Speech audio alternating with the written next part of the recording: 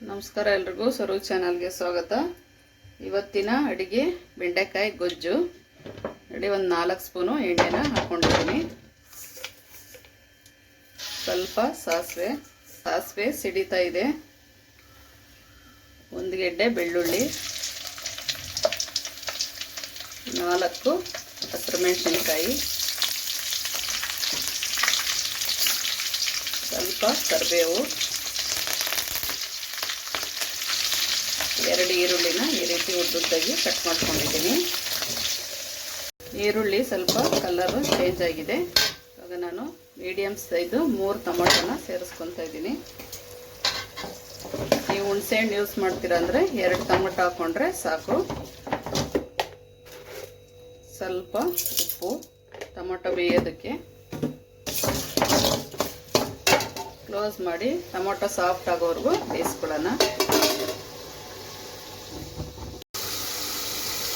Tomato ಸಾಫ್ಟಾಗಿ ಬೆಂದಿದೆ. ಇವಾಗ ಅರ್ಧ kg ಬೆಂಡೆಕಾಯಿನ ನಾನು ತೊಳೆದ್ಬಿಟ್ಟು ಹಾಗೆ ಕಟ್ ಮಾಡಿ ಸೇರಿಸ್ಕೊತಾ ಇದ್ದೀನಿ. ನಾನು ಫ್ರೈ ಮಾಡಿ ಹಾಕ್ಕೊಳ್ಳಲ್ಲ, ಡೈರೆಕ್ಟ್ ಹಂಗೆ ಹಾಕ್ಕೊತಾ ಇರೋದು.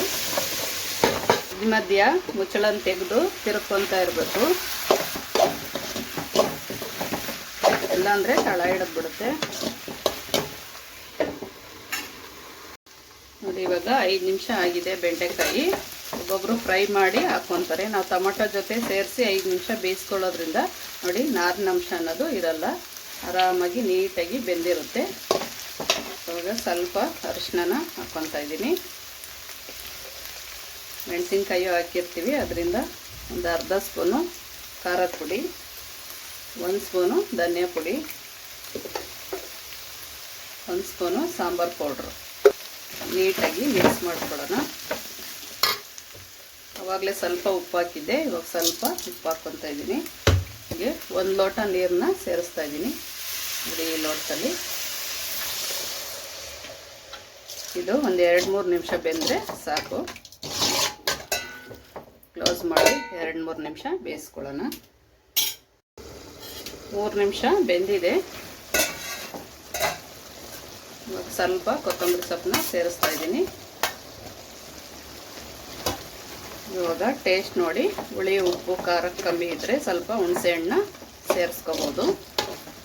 ಅಷ್ಟೇ, ಬೆಂಡೆಕಾಯಿ ಗೊಜ್ಜು ರೆಡಿ.